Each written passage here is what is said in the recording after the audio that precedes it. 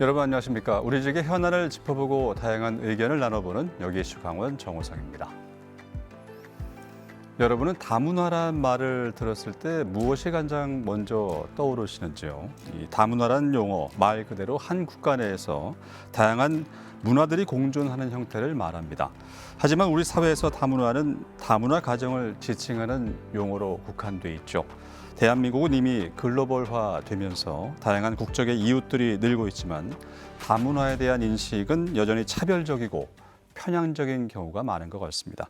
오늘 이 시간에 다문화 관련 용어를 새롭게 모색해 보고요.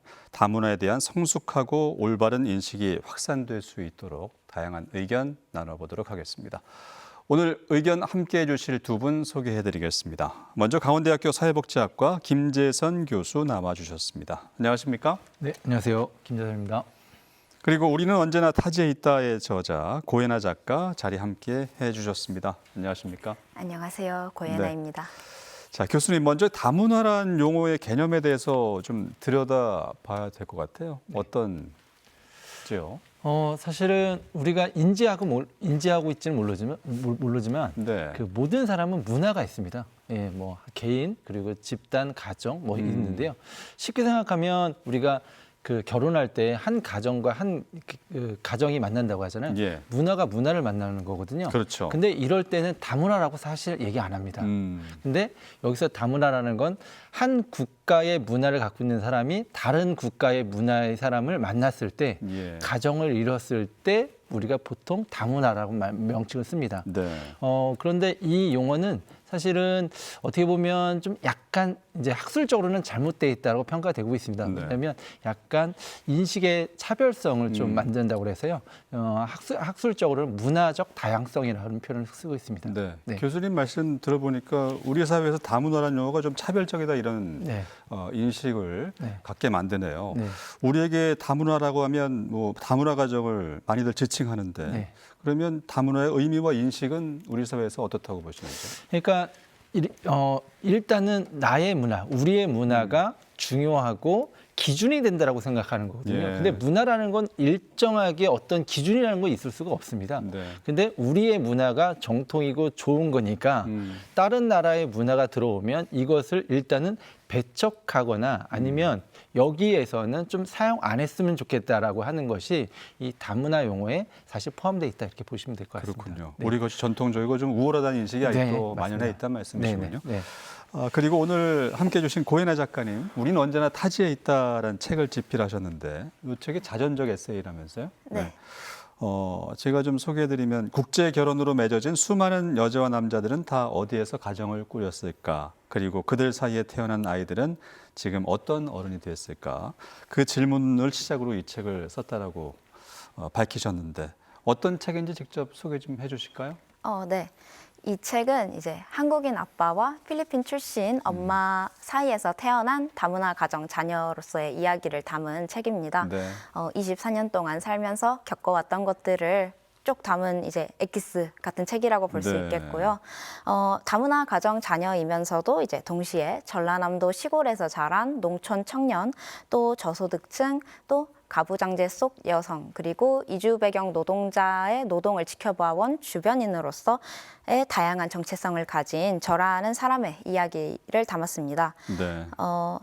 이주 노동자나 이제 결혼 이주 여성, 난민 등의 이야기는 책으로 꽤 많이 접해왔는데요. 네. 그에 비해서 이제 다문화 가정 자녀로서의 이야기를 담은 책은 이번이 좀 처음 아니면 그 수가 적었다고 생각을 해서 이제 네. 독자들에게 이제 사회에 꼭 필요한 책이라는 이야기를 들었습니다. 그렇군요.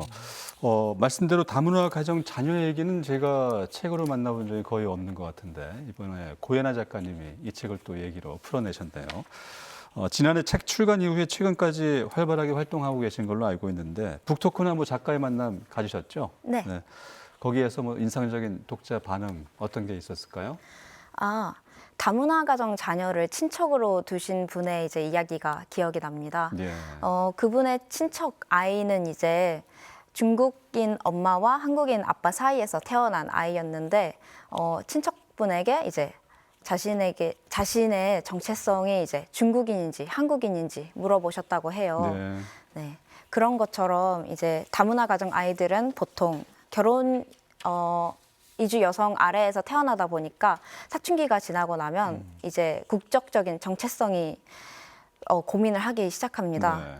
이제 다문화 가정 아이들은 사실 보통 한국에서 낳아지고 한국에서 길러지기 때문에 한국인 정체성을 가지게 됩니다. 다른 나라에서 산 적도 없고 자신의 그렇죠. 문화와 언어 그 모든 것들이 한국의 것이기 때문에 사실 외국인 정체성을 가지기가 쉽지는 않습니다.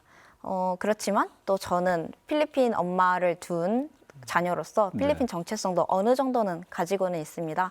언어, 문화, 습관 이런 것들이 있기는 하지요. 하지만 그것이 있다고 해서 한국인 정체성이 조금이라도 줄어들지는 않는다고 얘기를 하고 싶습니다. 예. 네, 국적 정체성을 반드시 도합 100이라는 틀에 가두지 않아도 된다고 얘기를 하고 싶어요. 네. 한국인 정체성이 100이면서 이제 필리핀 정체성이 10 이럴 수도 있거든요.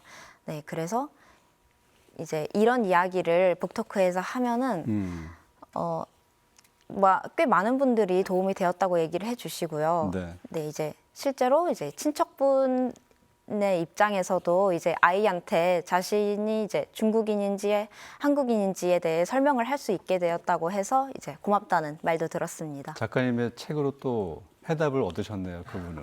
네, 도움이 되었다니. 네, 이 책을 쓰면서 독자들에게 바라던 바를 얻은 느낌이어서 참 그런 반응이 있었을 때는 뿌듯하게 생각이 되겠네요. 맞습니다. 알겠습니다. 90년대 이후에 우리나라 빠른 속도로 세계화를 맞았어요. 이로 인해서 국제 결혼이 늘고 또 세계의 다양한 문화권의 사람들과 함께 사회를 이루면서 살고 있는데, 하지만 이 다문화를 다문화 가정으로 이해하고 다문화 가정을 보통 가정과 구분을 짓는 인식 30년이 지나도 크게 달라지지 않은 것 같습니다. 사실 작가님 책을 접하기 전에 저조차도 다문화란 용어에 별 문제를 느끼지 못했는데, 작가님께서는 다문화란 말을 쓰지 않고 이주 배경이란 용어를 쓰셨어요. 거기에 또 이주 배경 청년이란 용어, 저에겐 참 생소한 용어였는데 이 이주 배경 청년이 어떤 개념인지, 다문화와 어떤 차이가 있는지 좀 말씀해 주실까요? 네. 우선 이주 배경 청년은 말 그대로 이주 배경을 가지고 있는 청년을 뜻합니다. 이주 배경 청소년 지원 재단에 따르면 네. 이제 이주 배경 청년 혹은 청소년은 이제 국내 출생, 국외 출생으로 나뉘거나 이제 부모 중 한 명이 외국인 혹은 부모 2명 둘 다 외국인 등으로 나뉠 수가 있고요. 네. 또 탈북 청년, 청소년도 이주 배경 청년에 이제 포함이 됩니다. 이제 국외 출생은 보통 중도 입국자가 되고 국내 출생은 이제 다문화 가정 자녀가 되지만 이제 같은 다문화로 묶이긴 하더라도 네. 이제 외국인 부모의 국적 혹은 이제 거주지, 뭐 시골인지 도시인지에 따라 이제 사회적으로 대하는 분위기가 많이 달라집니다. 이제 저는 사실 이제 다문화라는 단어가 다문화 가정 자녀로서 살았을 때 이제 오용이 되는 부분이 많이 있다고 느꼈어요. 우선 다문화는 말 그대로 이제 다양한 문화를 뜻하죠. 그렇죠. 그렇다면 이제 국적이 같은 이상 우리는 같은 문화라고 생각을 하게 됩니다. 사실 그렇지 않잖아요. 같은 국적이더라도 성별, 지역 혹은 소득 차이, 나이에 따라서 이제 가지는 문화는 천차만별입니다. 다르죠. 우리가 사는 모든 사회, 이제 모든 가정이 다문화인 것과 마찬가지죠. 아까 교수님께서 말씀하신 네. 것처럼. 네, 그래서 저는 국적이 다른 엄마보다도 이제 국적이 같은 할머니와 더 많은 문화 차이를 느낀다고 생각합니다. 다문화라는 단어를 들을 때도 사실 통일교 혹은 이제 국가 주선 하에 맺어진 가정을 떠올리게 됩니다. 그리고 또 주로 아시아계, 특히 동남아계 결혼 이주 여성을 떠올리게 되고요. 네. 복지에서의 다문화 가정도 대부분 이러한 가정을 복지 수혜자로 보기 때문에 그와 정반대되는 이제 제1세계 국가와 이제 연애 결혼을 하에서 이루어진 가정과는 또 다른 차별점이 있다고 생각을 합니다. 어릴 때도 이제 우리 집 같은 다문화 가정과 그런 연애 결혼으로 이루어진 다문화 가정이 같은 입장이 된다는 거에서 약간 의문을 가지기도 했었고요. 네. 이제 또 다문화는 가난하고 도움이 필요한 외국인 결혼 가정이라는 이미지가 좀 강하게 남아 있기도 합니다. 다문화가 이제 정의를 제대로 하지 못하는 것에 더불어 이제 비하 혹은 멸칭의 의미로 사용이 되기도 하는데요. 실제로 고등학교에 다닐 때도 다문화라는 단어 자체를 이제 친구를 놀릴 때 쓴다던가 하는 식으로 듣기도 했었고요. 또 다문화라는 단어 자체를 좋아하지 않는 분들도 계셨어요. 북토크에 오신 분들도 제가 이주 배경 청년과 다문화 가정 자녀라는 단어를 이제 섞어 쓰기도 하는데 네. 자신의 입장에서는 다문화라는 단어가 정말 좋지 않았다라고 말씀을 해주시는 분들도 계셨고요. 그래서 이제 이주 배경 청년이라는 단어를 처음 들으면서 군더더기 없이 깔끔한 정의를 한다라는 느낌을 받았습니다. 저에게는 또 이주 배경이 있기도 하고 또 청년이기도 하기 때문이죠. 네. 그렇지만 또 저의 가정과 같은 이제 특수성을 담은 다문화라는 가정 이제 단어도 혼용을 해서 사용하기도 합니다. 좋아하지는 않지만 또 지금까지의 저를 정의해온 단어이기도 하기 때문입니다. 그렇군요. 그러면 작가님 보시기에 이 다문화가 아닌 이주 배경이란 용어를 점차 사용하면은 사람들의 인식 변화, 차별을 극복하는 데 좀 영향을 줄 수 있다고 보시는지요? 네, 당연히 효과가 있다고 봅니다. 앞서 말했다시피 이제 다문화라는 단어는 이주 배경보다도 더 넓은 범위를 정의하고 있고 네. 또 그 의미 자체가 좀 퇴색이 되었다고 보기 때문인데요. 다문화 대신 다민족이라는 이제 그런 단어를 쓰면 좋겠다고 제시해 주신 분들도 계셨고요. 다민족. 네. 이런 단어도 있었잖아요. 아주 옛날에는 이제 장애인 대신 장애우라는 단어를 쓰기도 했었는데 네. 장애우라는 단어가 버두자를 써서 이제 친근한 느낌을 주기는 하지만 그렇기 때문에 이제 객관적인 의미가 퇴색이 된다고 봅니다. 대신에 이제 장애인이라는 이제 깔끔한 정의를 쓰는 게 옳은 것처럼 다문화보다도 다민족 혹은 이주배경이라는 단어가 더욱이 깔끔하고 이제 사실만을 담고 있다고 생각을 합니다. 네. 그렇다면 이제 문화가 다른 것에 초점을 맞춘다기보다는 이제 민족이 다르고 어떻게 생각해 나가야 될지에 대한 초점을 더 둘 것이라고 생각을 합니다. 언어를 바꾼다는 것은 그 언어 당사자가 가진 힘을 뜻합니다. 자신을 정의할 힘을 가지고 있다는 것이 이제 대중에게 또 알릴 수 있다는 것이죠. 예. 사회적인 움직임으로 볼 수 있는 겁니다. 그렇다면 이제 대중에게 이 단어가 왜 잘못되었는지 왜 고쳐야 되는지, 앞으로의 개선점은 무엇인지에 대해 생각할 기회를 줄 수도 있다고 봅니다. 네. 현재 그러면 이 이주 배경이라는 용어를 자주 요즘 사용하시는데 조금씩 주변에서 변화를 느끼고 계신가요? 그렇습니다. 이제 다문화라는 단어를 지금까지 써오기는 했지만 이주 배경 청년이 조금 더 마음에 든다고 얘기하는 친구들도 있었고요. 네, 확실히 고쳤으면 좋겠다고 얘기를 하니까 이제 고치게 되는 아이들도 친구들도 이제 주변인들도 있었고요. 네, 알겠습니다. 저도 계속 이 다문화 보던 이주 배경 청년 오늘 또 다민족이라는 얘기를 처음 들었는데 네. 조금씩 스며드는 것 같네요. 알겠습니다. 교수님, 고 작가님이 다문화보다는 이주 배경 또 다민족이라는 표현을 하셨는데 작가님이 사용하는 이주 배경이라는 용어에 대해서 뭐 덧붙여 주실 설명이나 의견 있으실까요? 네, 시청자를 위해서 이제 좀 이렇게 짚고 넘어가야 될 사항이 있는데요. 네. 우선 다민족이라고 하는 이 용어는 사전적으로 법률적으로 잘못된 용어는 아닙니다. 네. 예, 저희가 사전에서도 찾아볼 수 있고요. 또 하나는 우리나라 공식적인 법률에서 쓰이는 용어입니다. 그래서 예. 그렇기 때문에 다문화라는 명칭을 쓰는 것 자체가 잘못되어 있다라고 생각하면 안 된다 이렇게 보면 될 것 같은데요. 예. 다만 우리가 쓰는 용어, 언어에는 아까 작가님이 말씀한 것처럼 사실은 어떤 인식을 배경으로 해서 생겨났다고 보시면 됩니다. 예. 그런데 우리 인간의 역사는 사실은 이주 배경을 갖고 있거든요. 그렇죠. 근데 어떠한 특정 용어를 사용했을 때는 그 용어하고 별개의 단어들이 생성이 되는데 이 다문화라는 말들도 아까 말한 것처럼 우리를 기준으로 해서 다른 나라의 문화가 들어왔다라는 것을 약간 다르게 표현하기 위해서 사용했다 이렇게 보시면 될 것 같아요. 그래서 예. 사전적으로나 법률적으로 잘못된 건 아니지만 아까 뭐 장애인이라고 하는 용어처럼 네. 우리가 최근에 뭐 노인이라고 하는 명칭 이런 것들을 어떻게 사용했으면 좋겠느냐에 대한 논의들이 지금 있다라고 보는 거고요. 네. 그래서 아직까지는 사회적으로 우리나라 사회적으로 합의는 안 됐지만 네.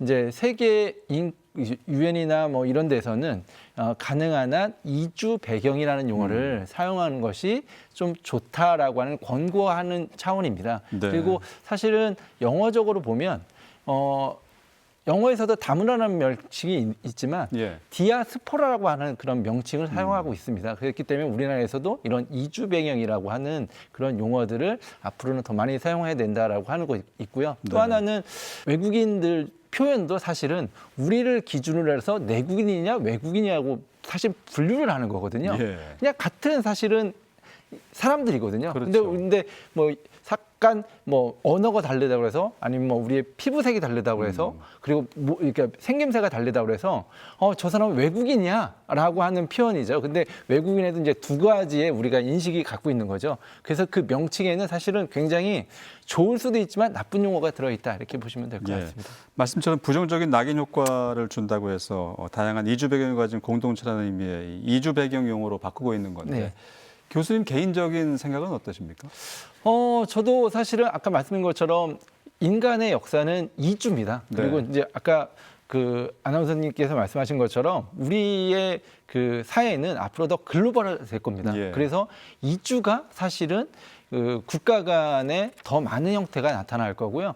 그리고 뭐 지금 젊은 청년들은 국내에 있는 것보다도 외국에 자꾸 왔다 갔다 하면서 또 다양한 문화를 접하는 것이 우리 국가를 위해서도 사실 되게 좋은 거거든요. 예. 그럼 어떻게 보면 우리가 사실은 외국에 나가서 또 우리의 문화를 전파하는 것이 되게 좋은 국가 발전에 좋기 때문에 사실은 이주라고 하는 그 용어 자체가 잘못된 건 아니기 때문에 네. 그래서 사회적으로 합의가 된다면 이러한 다문화 용어가 사회적으로 어떠한 낙인 효과가 있다라 한다면 전체적으로 어떤 용어가 바람직하다라고 사회적으로 합의가 된다면 뭐 네. 이주가 됐든 어떤 다른 용어를 사용하는 것이 더 좋다고 생각합니다. 네. 네. 말씀처럼 다양성과 상대성을 인정하면서 문화 다양성을 인정하는 것이 조화로운 국가일 텐데 네. 그러면 우리 사회에서 아주 좁은 의미의 이 다문화란 표현을 쓰면서 우리 고유의 문화를 기준으로 삼고 있는 것 같아요. 네, 맞습니다. 그래서 다른 문화를 쉽게 평가해 온 것 같은데 그 이유가 뭘까요?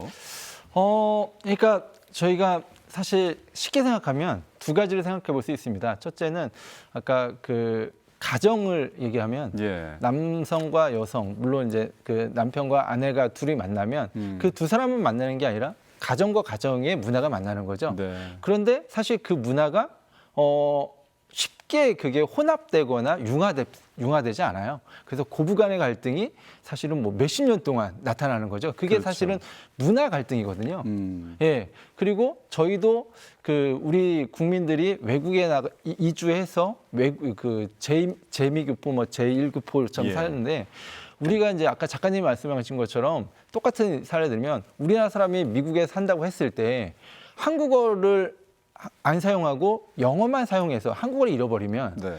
사실은 그 나라의 문화에 동화가 된 거죠. 그렇죠. 그런데 우리 입장에서 보면 저 사람은 애국심이 없네? 라고 하고 마치 우리나라 그 교포로서 자격이 없네라고 평가를 하거든요. 네. 근데 우리나라에 이렇게 와서 지금 생활하고 있는 뭐 이주 배경 청년이든지 아니면 그 결혼 이민 여성이라든지 외국인 노동자들에 대해서는 예. 왜 한국에 있는데 너 외국어를 사용해? 그리고 너희 왜 종교를 선택해? 뭐 이런 얘기를 굉장히 많이 하잖아요. 이중자 때문에. 그렇죠, 맞습니다. 그렇기 때문에 사실은 우리를 굉장히 계속적으로 우리는 통합해야 돼. 그리고 우리는 융합해야 돼라고 하는 뭐 얘기는 하지만 예. 인식에는 벌써부터 우리께 좋은 거야. 예. 그리고 우리나라에서는 전 세계에서 문화 정체성이라고 하는 표현을 많이 쓰는데 예. 우리는 문화 정체성이라는 말 표현을 안 씁니다. 민족적 정체성이라는 말 굉장히 많이 쓰거든요. 예. 그러니까 그 얘기는 다른 나라 문화가 들어와도 우리의 문화가 최고야. 라고. 그리고 우리나라 표현 중에서 우리나라는 다문화라는 표현을 보다도 단일민족 여전히 많이 쓰고 있죠. 그렇죠. 예, 그런 용어를 쓰기 때문에 우리 사회는 아직까지도 이렇게 다른 문화와 통합하거나 다른 나라의 문화를 융합하려고 하는 예. 그러한 인식은 좀 많이 부족한 게 사실입니다. 이게 언제부터 온 걸지도 몰라요. 네, 그렇습니다. 예. 네. 그 옛날부터 계속 고착화된 인식일 맞습니다. 텐데 앞으로 많이 변해야 될 것 같습니다. 네, 맞습니다. 예. 사회적 소수자를 좀 구별해내는 그런 인식에서도 이런 문화들이 좀 팽배해 있는 게 아닌가 싶어요. 네, 우리 맞습니다. 사회에서. 맞습니다. 네. 자, 많은 분들께서 이 다문화라는 용어에 사회적인 차별과 편견이 담겨 있음을 알게 됐을 것 같은데요, 작가님. 다른 사례도 있을 것 같아요. 일상적으로 뭐 널리 퍼져 있어서 차별인지 모르고 사용하거나 또 무심하게 지나쳤던 말과 행동들. 작가님이 이 부분에 대해서 좀 짚어주실까요? 네.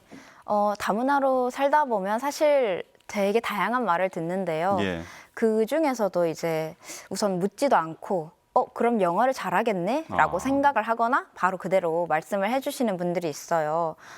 우선 필리핀은 따갈로그어를 주로 씁니다. 그렇죠. 그리고 지방마다 약 200여 개의 사투리가 따로 존재하고 있고요. 예.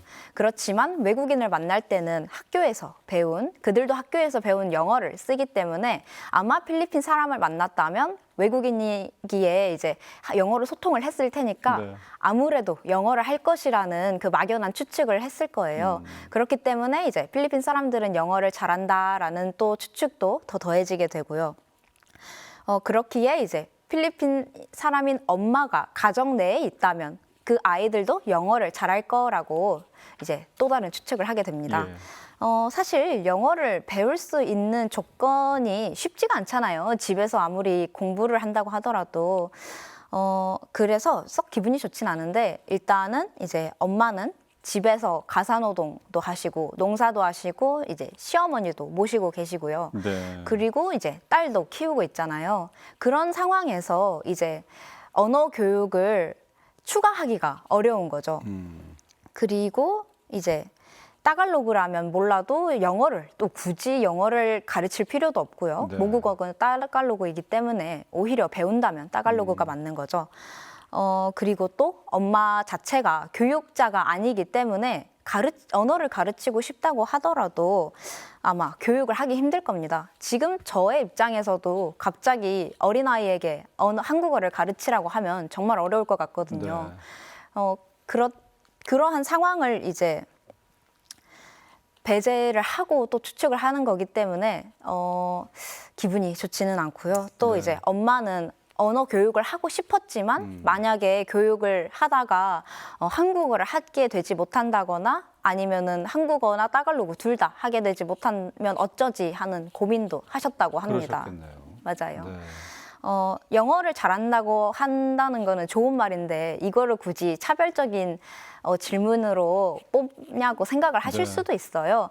그렇지만 칭찬이라고 하더라도 그 가정 배경을 고려하지 않고 또 막연하게 추측을 하는 거기 때문에 이 또한 차별의 사례라고 볼 수 있을 네. 것 같습니다. 학창 시절에 그런 차별의 사례들을 많이 경험하셨겠네요. 작가님. 있다고 볼 수 있죠. 알겠습니다.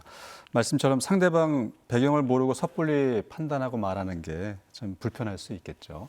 교수님께서는 그러면 편견과 차별의 말과 행동 뭐라고 보십니까? 사실 이거는 되게 이제 고도의 전략이 사실 숨어 있는데요. 고도의 전략. 네. 뭐냐면 왜 이렇게 편견과 차별, 특히 말과 행동에 들어있냐면 사실은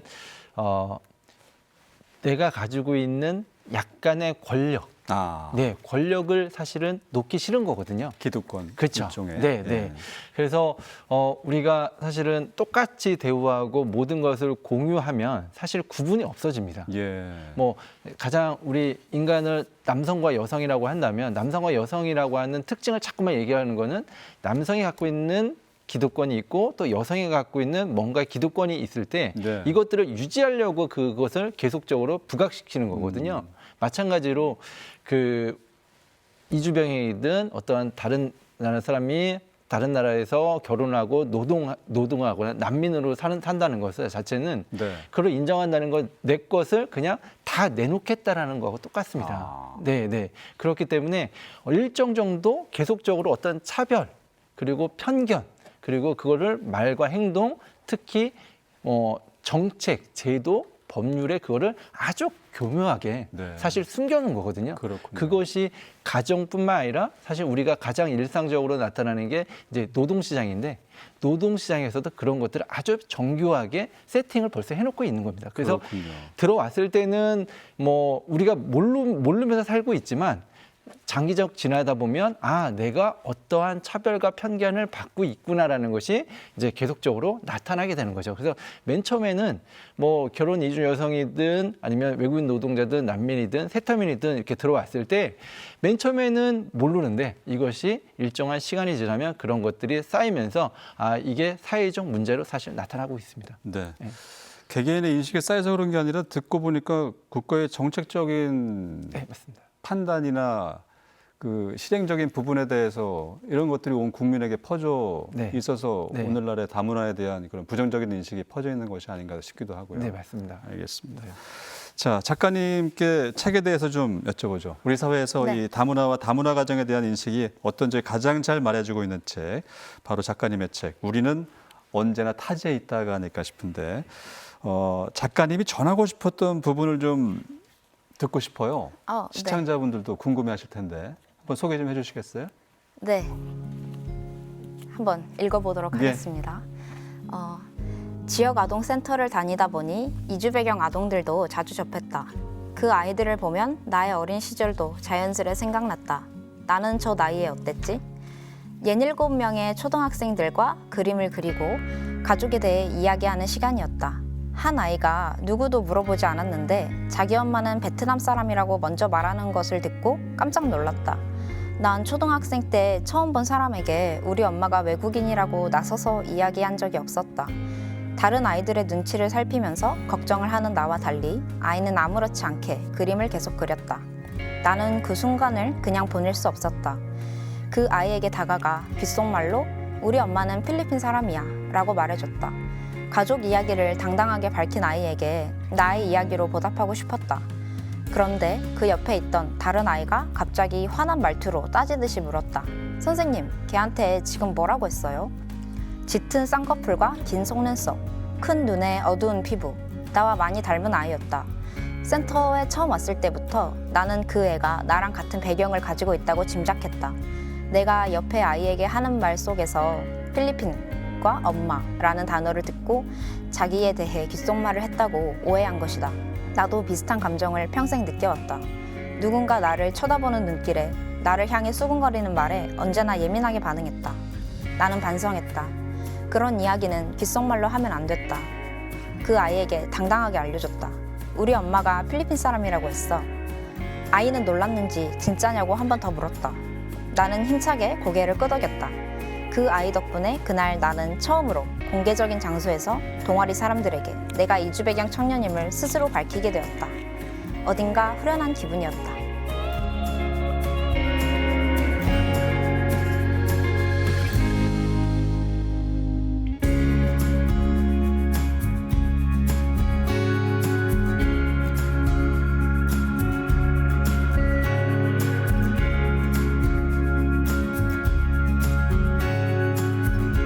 네, 직접 목소리를 내고 싶었던 부분 골라오신 것 같은데 어떤 상황이었고 또 이 내용을 고른 이유가 특별히 있는지요? 네, 저와 같은 이주 배경 아이들을 보면은 네. 저도 많은 동질감을 느낍니다. 특히 사회복지에서 열심히 봉사활동을 했기 때문에 네. 이제 더 많이 접하게 되는 것도 있고요.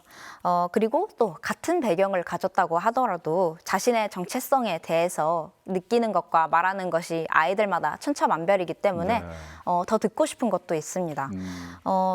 그리고 또 저는 어릴 때 저와 같은 다문화 가정 출신 어른의 모습을 잘 보지 못했기 때문에 그 모습을 보고 싶어 했거든요. 항상 어딘가 아쉬운 점이 있었기에 그래서 이제 이 부분을 읽게 되었습니다. 알겠습니다. 잘 들었습니다. 많은 것을 생각하게 하는 내용이었어요.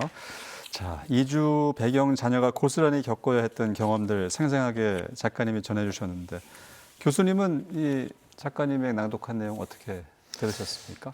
갑자기 제 학생들이 생각나네요. 저희 학생들 중에도 예. 예, 이주 배경 청년들이 꽤 있습니다. 네. 예, 있는데 비슷한 이 고민을 되게 많이 합니다. 맨 처음에 왔을 때는 한국어를 뭐 하고 사실은 어떤 학생은 생김새까지 차별이 거의 없거든요. 예. 예, 그런데 이제 상담을 하다 보면 자기는 엄마가 결혼 이주 여성이고 그래서 본인은 방학 때만 되면 엄마의 고향으로 가서 저희 학생들은 뭐 바나나 농장도 하는 학생도 예. 있었는데 그러면 거기 가서 뭐 바나나 농사를 하는데 가면 두 가지의 혼란을 많이 겪는다고 얘기를 해요. 한국에서는 나는 필리핀 사람인가, 나는 뭐 베트남 사람인가 예. 이런 얘기를 많이 듣고 있고 가면은 철저하게 너는 한국 사람이지 라고 해서 자기는 아빠하고 얘기를 해도 아빠는 두 가지를 얘기를 하지만 너는 한국 사람이야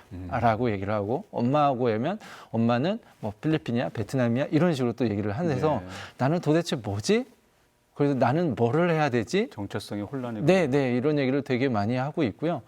그래서 이제 제가 작년부터 강원 지역의 그 농어촌 지역의 그 초등학생들을 인터뷰를 지금 시작을 하고 있는데 네. 학생들이 자기 부모와 같이 살고 있던 고향을 사실은 일정 정도 이제 생각을 하는 나이가 되면 고등학생이나 대학생 되면 일부러 많이 떠나갑니다. 그래서 그렇군요. 네, 많이 떠나가서 심지어는 어떤 학생은 그냥 국내에 남아 있는 학생도 있지만 네. 뭐 청년도 있고 그런데 다시 자기 저기 어머니의 나라로 가보고 싶어하는 친구도 있고 그래서 아직까지도 이러한 혼란이 사실 우리 사회에서 굉장히 많이 나타나고 있다 이렇게 생각할 수 있을 것 같습니다. 네, 알겠습니다. 작가님께서 책의 내용 일부 소개해 주셨는데 저도 인상 깊은 부분들을 좀 소개해 드리고 싶어요. 가장 기억에 남는 글이 이거네요. 우리 집도 우리 마을도 엄마와 이모들의 노동 없이 돌아가지 않는다. 내가 아는 한 우리 마을에 사는 이주 여성 중에 전업주부는 없다. 이런 부분이 있어요. 동남 사람들이 게으르다는 이 혐오 표현을 또 서슴지 않기도 했고 이주 여성이 일하면서 겪는 차별에 대한 부분 고등학교 졸업을 앞두고 단기 아르바이트 할 때 본인과 친구 최저임금 받았지만 같이 일하던 이주 여성은 또 최저시급 받지 못한 현실도 전하고 있는데 부당한 차별과 불평등을 겪어왔고 지금 어딘가에도 행해지고 있을지도 모르겠습니다. 작가님 이런 차별과 불평등 아직 우리 사회에서 많이 남아있다고 생각하시는 거죠? 그렇습니다. 네. 아직도 여전히 남아있는 게 현실이고요. 그렇기 때문에 이주 노동자 처우 개선이 정말 필요하다고 생각을 합니다. 예. 이제 앞서 소개해 주신 것처럼 이주 노동자들은 이제 보통 저임금, 고강도 노동을 하게 되는데요. 그러면 이제 몸도 정말 피로해지고 병원에도 자주 가게 됩니다. 예. 이제 소득도 사실 그런 일을 하다 보면 넉넉지 않기 때문에 저소득층에 머무르는 경우가 많고요. 또 마찬가지로 이제 대부분이 맞벌이시기 때문에 생계를 책임지는 경우도 있습니다. 그렇죠. 네. 이제 회사 측에서 복지 혜택 또 정당한 임금 지급을 하는 것도 중요하지만 이제 더욱이 조명되어야 할 거는 이제 이주 노동자와 그 노동에 대한 존중이라고 생각을 합니다. 예. 한국에서 살다 보면 농사나 공장일 같은 그런 생산직을 낮추어 보는 경향이 많습니다. 더욱이 노동자가 외국인이라면 특히 이제 한국의 기준에서 못 사는 나라라고 이제 불리는 곳에서 오면은 그 멸시가 더욱이 커지게 되고요. 예.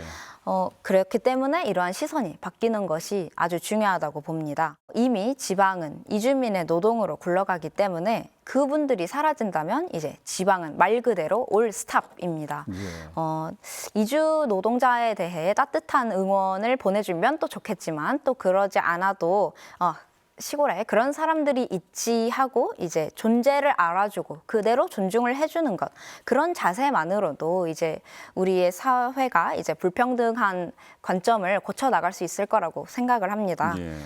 다문화 가정 자녀여도 이제 차별을 몸소 체감을 하면서 살고 있습니다. 이제 한국에서 이주 노동자를 부모로 두었다면 그러한 차별을 들었을 때 그 차별이 저에게도 올 수 있다는 것을 이제 체감을 하게 됩니다. 예. 다문화 가정을 위한 이제 대학 전형이라던가 취업 전형들도 있긴 있는데요. 하지만 다른 사회자 배려 이제 전형도 그렇고 이러한 전형으로 왔을 때 사람들의 시선이 상당히 이제 부담스럽고 어쩔 땐 무섭게 다가오기도 합니다.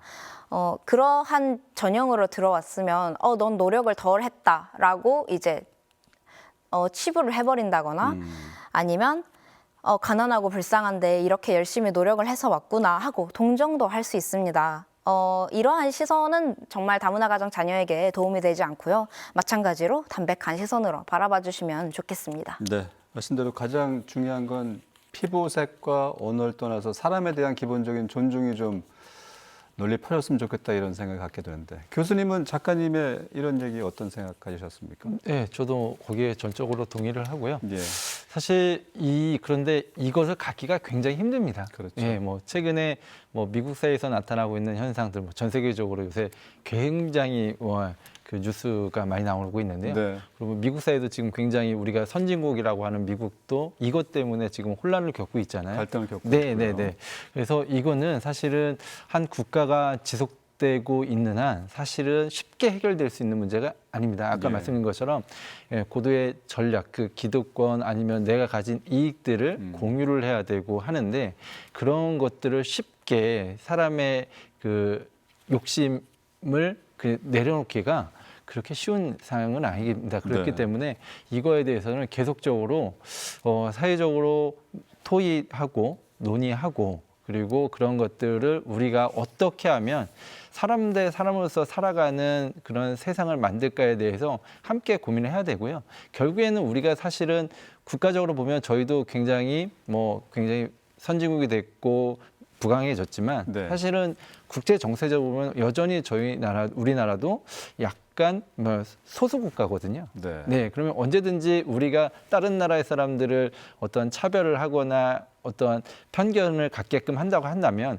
당연히 우리나라 사람들이 외국에 나갔을 때, 또 결혼해서 나갔을 때, 아니면 학업 아니면 노동으로 나갔을 때 네. 똑같은 현상을 우리가 겪는다, 이렇게 보시면 될 것 같고요. 그래서 이런 거에 대해서는 나는 절대 그럴 상황이 없어, 나는 항상 내가 기득권을 유지할 거라고 하는 것은 앞으로 세상에는 사실 없다고 보면 됩니다. 그렇겠죠. 네, 네.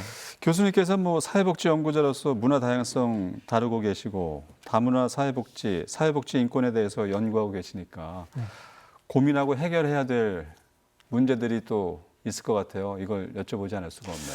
네, 이 부분은 상당히 사실 어렵습니다. 네, 아까 말씀드린 것처럼 이게 쉽게 어떤 법률을 고친다고 해서 되는 것도 아니고, 그리고 사람들의 인식 교육을 한다고 해서 예. 이것이 금방 효과가 나타난 것도 아니고요. 그렇죠. 네, 그래서 그렇다고 해서 이거를 원천적으로 차단시키는 것도 사실은 바람직하지 않고, 네. 그렇기 때문에 굉장히 어렵습니다. 그리고 또 하나는 이 인권이라고 하는 이 말 자체에 벌써 사실은 우리 내국인들끼리도, 우리 국민끼리도 어떤 인권 침해나 차별이 사실 만연해 있거든요. 그렇죠. 근데 여기에 또 이런 표현을 쓰면 안 되겠지만 이방인이라고 하는 사람들이 들어왔다고 인식을 하면 우리의 인권도 못 지키는데 왜 저 사람들 인권도 지켜야 되느냐?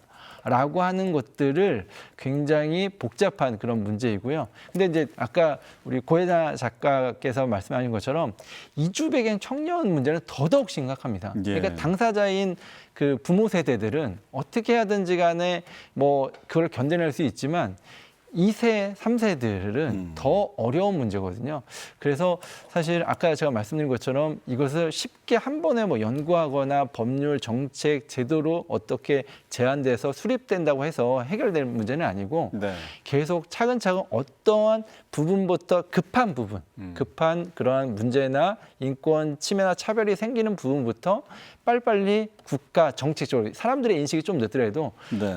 국가 법률이나 제도상으로 먼저 시행을 하고 그다음에 교육이나 거기에 따라서 국민들이 가져야 되는 태도나 가치관을 네. 좀 홍보하고 같이 형성하는 게 어떻게 보면 효율적이지 않나 이렇게 생각합니다. 네. 아무리 복잡한 문제라도 좀 풀어야 되지 않겠습니까? 네, 맞습니다. 네. 그래서 차근차근 해야 된다 이렇게 네. 생각을 합니다. 해외 사례가 뭐 정답이 될 수는 없겠지만 참고할 만한 우수 사례나 모델이 있으면 소개 좀 해주실까요?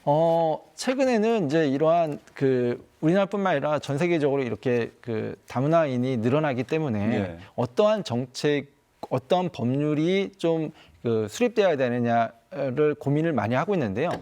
일반적으로 좀 성공적인 사례들은 뭐 호주나 뉴질랜드 아니면 저기 캐나다 이런 예. 식으로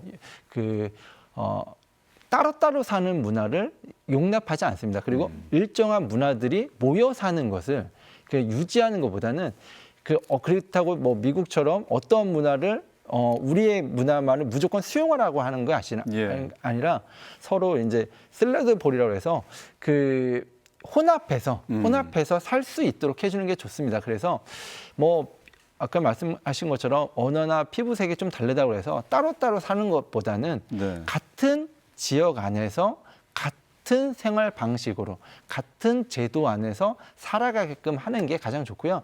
그리고 여기서 이제 중요한 것은 차이를 인정하는 겁니다.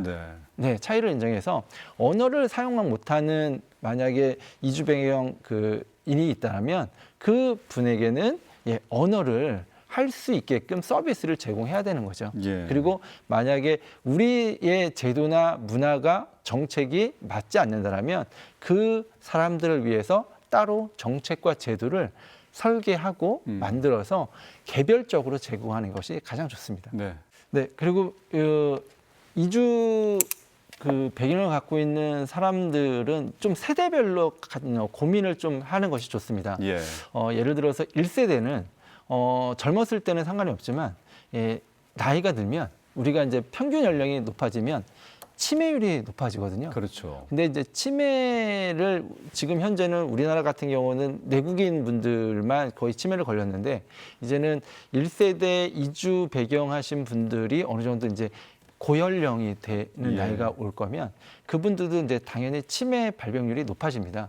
근데 이 치매가 되면 신기한 게 어렸을 적에 먹고 싶었던 음식 그리고 그런 문화 그리고 특이하게 언어를 사용합니다. 예. 그러니까 한국에 와서 한국어를 배워서 한국어를 사용하고 있지만 치매를 걸리면 한국어를 잃어버리고요.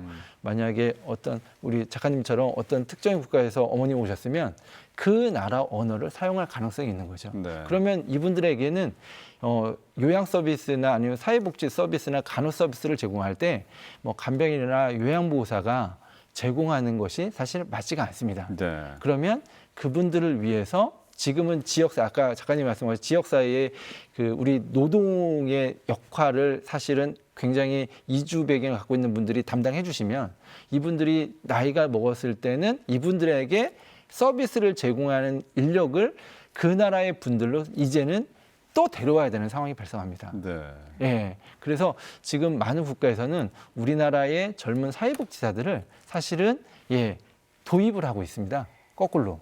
그렇군요. 그런 식으로. 그래서 이런 것도 사실은 고민해야 되고요. 또 2세대들은 제가 농어촌 지역 어린 청소년들을 지금 인터뷰를 하고 있는데 네.